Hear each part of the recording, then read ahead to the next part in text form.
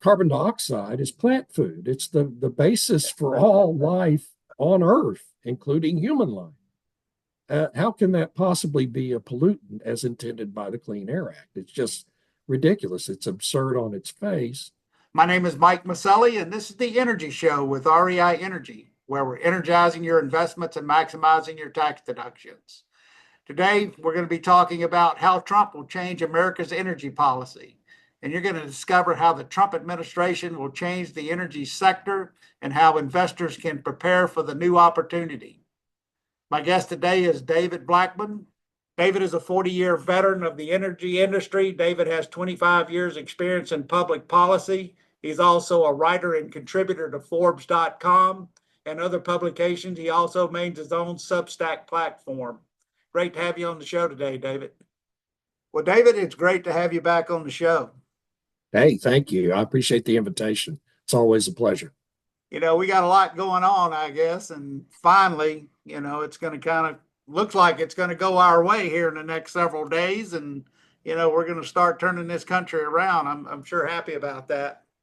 Me too. I think if we've learned anything over the last 2.5 months, it's the presidential transition period is far too long.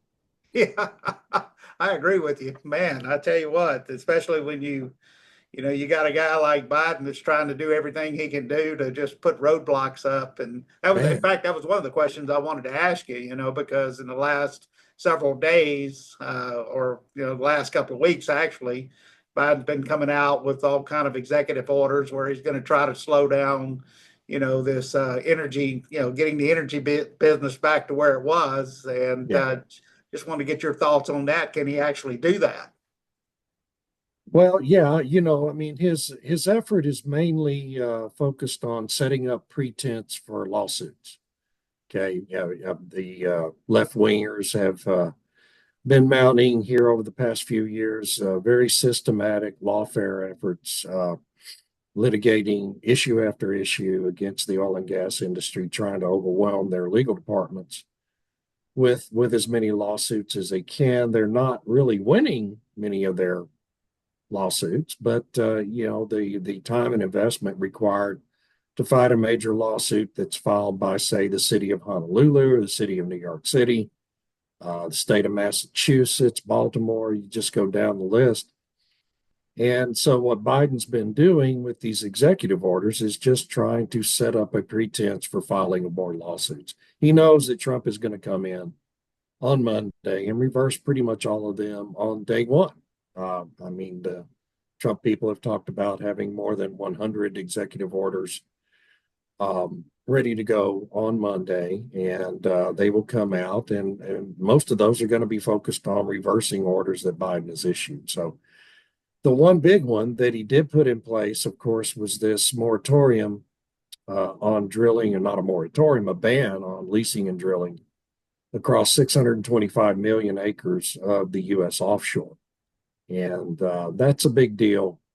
And it's done under the provisions of Section 12 of the Offshore Outer Continental Shelf Lands Act, which gives presidents the authority to set aside areas from leasing activities, and doesn't say anything about how you go about revoking orders like that. So it's never been litigated in court. I'm sure the Trump administration will test it in court all the way up to the Supreme Court, and we'll see how that goes. And from our listeners, that's probably where our largest remaining reserves are in the world, right? As the deep offshore. Yes, and I mean, these areas have barely even been inventoried. The offshore Atlantic, offshore Pacific, big swath of the Bering Sea, eastern Gulf of Mexico. We know, despite the lack of paucity of exploration in past years, we know there's at least 10 billion barrels of oil beneath these waters. And as companies get out there and do some exploring, that magnitude of that resource is only going to multiply. And to set that aside from future generations to be able to access, just based on what is really a religious belief that we're going to somehow transform our energy system based on fossil fuels to intermittent forms of energy like wind and solar is just foolish. I mean, it's really, truly very foolish. Yeah, no, I agree with you. And, under that, whatever it was that Biden had, the Green New Deal, most of that money was supposed to go to US companies, and a lot of it went to international wind companies. Yes. And so Yeah. it didn't create a lot of jobs anyway for the US like it was supposed to do. No, it's created a lot of jobs in China, though. And, the inevitable outcome of those policies as things are developing is we're going to end up completely reliant on China if we continue to go down this road to its ultimate conclusion. We will be almost entirely reliant on China for our energy security, and energy security is national security. You can't, this is not a sustainable, tenable situation the Biden people are trying to put us in. And so I think it's vitally important that President Trump and his senior appointees are highly focused on reversing these crazy energy policies that have been put in place the last 4 years. Yeah, and unfortunately, the people that get hurt in the end are the taxpayers, right? Because Yes. they're using our money obviously to fight these court cases, and as you were saying, court cases, take a long time, and even to get permits to drill offshore in the deep water, that's not something you do in a month or two, right? I mean, it No, takes a it's while. not. So, if they can slow you down for several years, maybe they can wait till the next administration gets in and just start it all over again. And that's a big part of the strategy here behind this lawfare effort is, to keep as much as they can of Trump's initiatives bottled up in litigation until his term is out. And yeah, as you well know, it takes generally takes well more than 4 years to get a case up to the Supreme Court, Oh yeah. and could take a decade in some instances. So it's a smart strategy if you don't really care about national security or the good of the country. And the other thing is that we say taxpayers are paying for all this, but the ratepayers, homeowners Oh end yeah. up footing the bill for this because what is happening, and we see it in real time every day, is the cost of heating your home and keeping your air conditioning running in the summer is skyrocketing. And it's because we're being forced by government policy to pay for the installation of two different power grids, a power grid that's based on, nuclear and coal and natural gas that actually keeps the lights on, and then a power grid based on renewables that's just there so politicians and green activists can virtue signal about how wonderful they are. Yeah, And no, it's really crazy. It's insane. I know. And we've all seen it on our electric bills and our water bills and even Yeah. our food bills, because everything uses energy. And obviously when you've got these crazy policies and not only in finding it and producing it, but also in our automobiles and our tractors that we use, they have all these kind of emission controls on them, which obviously hits the bottom line, right? And that's why Right. everything is more expensive for us. It really is. And what's so frustrating to me, and I'm sure to you as well, is this is all outcomes that we have all warned about for a long time. I mean, I've been writing about the expensive nature, the cost increasing nature of renewable energy for 25 years. And everything that happens, you can easily foresee it's going to happen, like the deindustrialization we're seeing in England and in Germany in real time. It's an inevitable outcome of these policies because what they're doing is not eliminating emissions by shutting down coal plants and steel manufacturing. They're just shipping the emissions to China, which is more than happy to take over these industries and make all the steel and dig all the coal you want. So it's a foolish endeavor, a religious exercise that I mean, a very real, definite religion, and I feel like the tide is kind of shifting now and has been for a couple of years. So hopefully that trend will continue.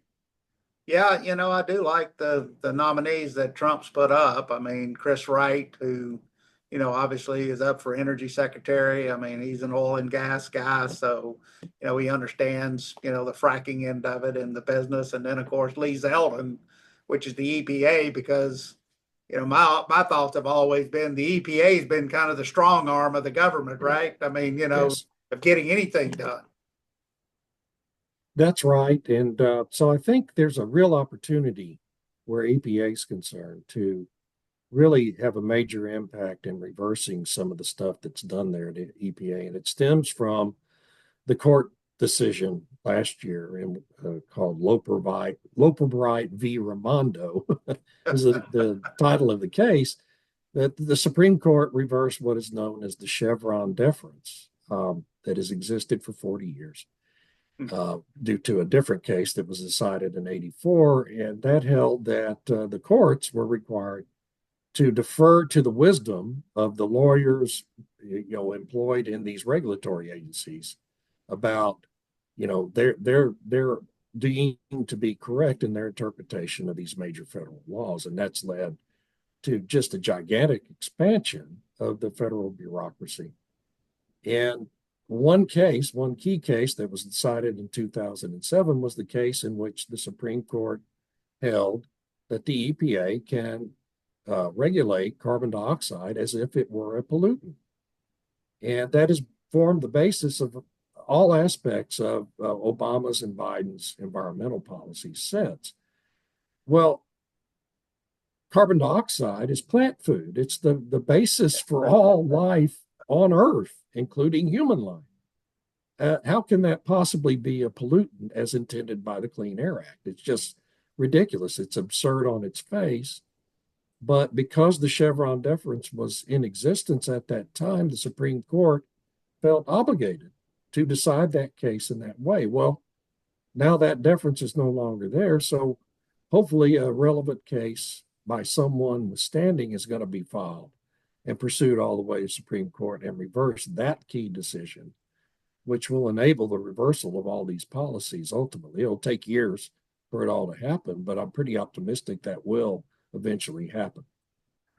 So one of the things that, of course, Biden did on his first day, he killed the Keystone Pipeline, and now you hear Trump coming back and saying, well, we may want to reenact that, but my understanding is a lot of the pipes been pulled up, and I'm not so sure you're going to get companies to commit to $10 billion to go out there and start building it again.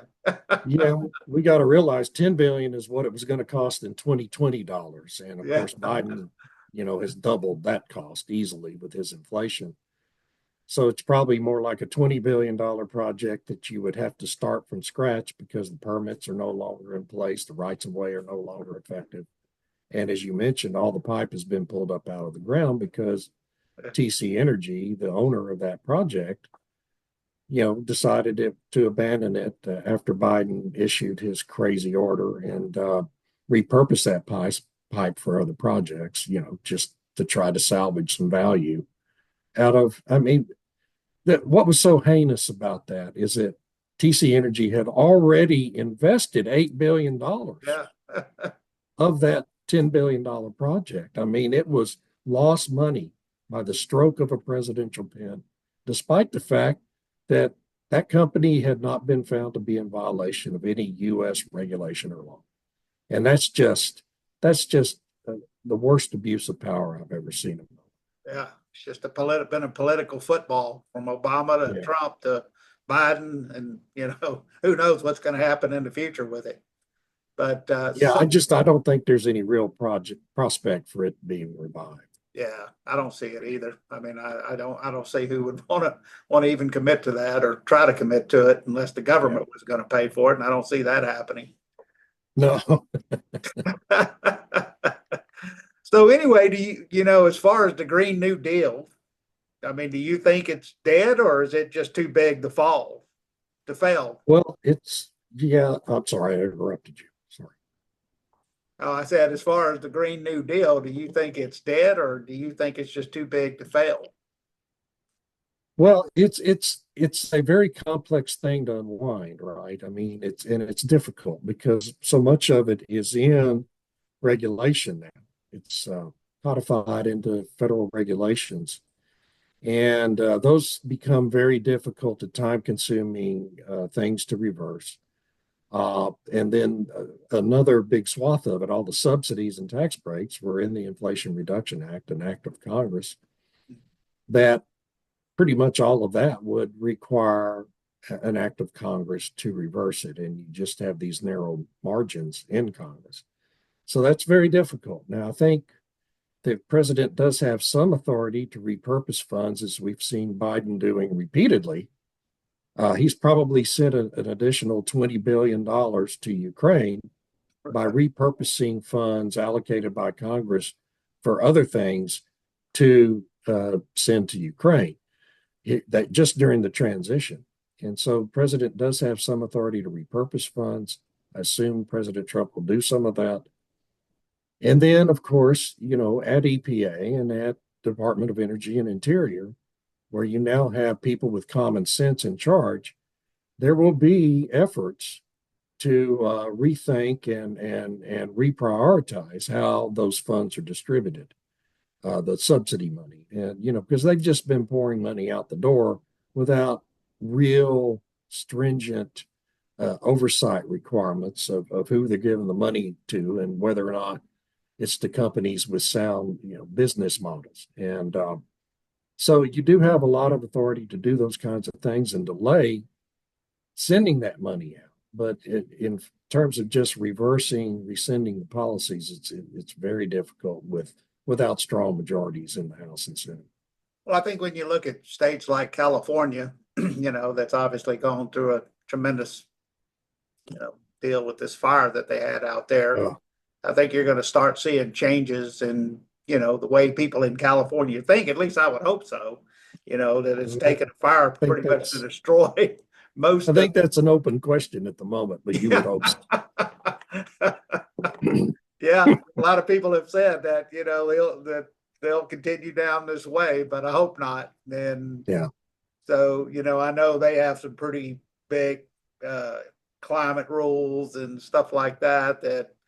The Congress is supposedly going to try to tie some stuff to it where, they have to clean the underbrush and all of that. We'll see in the end which direction California goes, but hopefully they'll have some common sense people in there in the future, right? Well, you would hope. I saw a poll this week that really was disheartening. That showed 50% of Los Angeles voters don't hold Karen Bass the mayor, Karen Bass, in any way responsible for the poor response to the wildfires or lack of planning, which is just mind-boggling to me.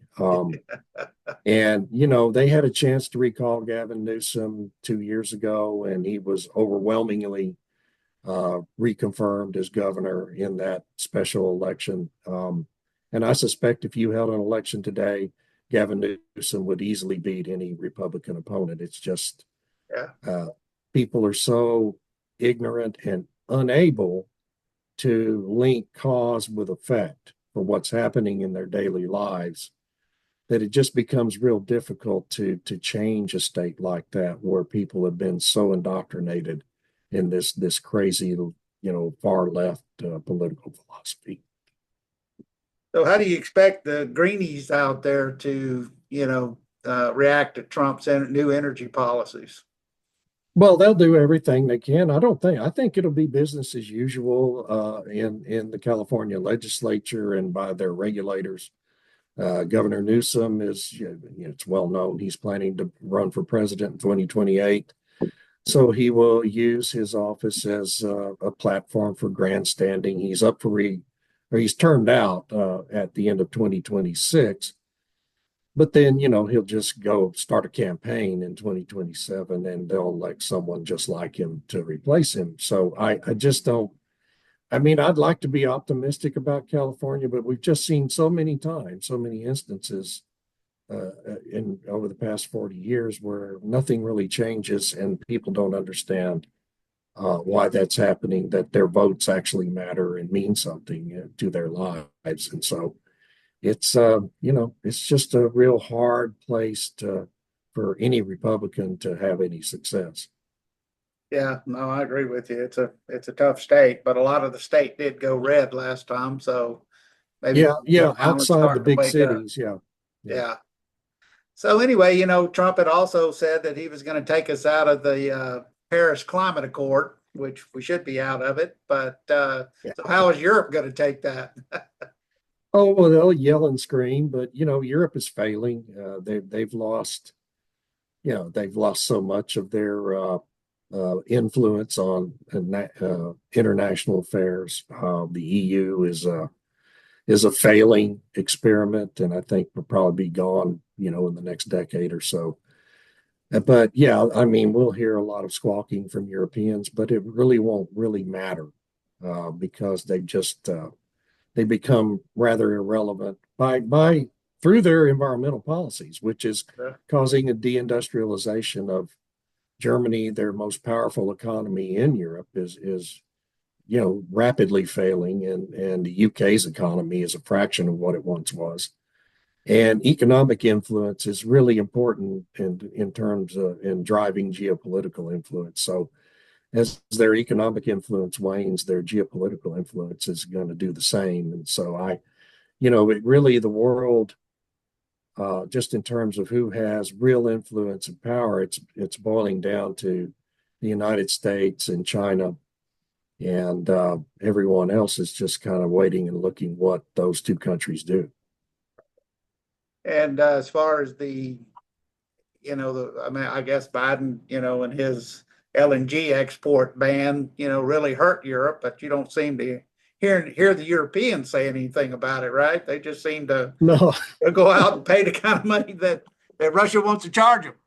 yeah, it's bizarre, quite frankly, because that probably harmed European countries more than anyone. I Yeah. mean, the U.S. industry is just going to keep growing.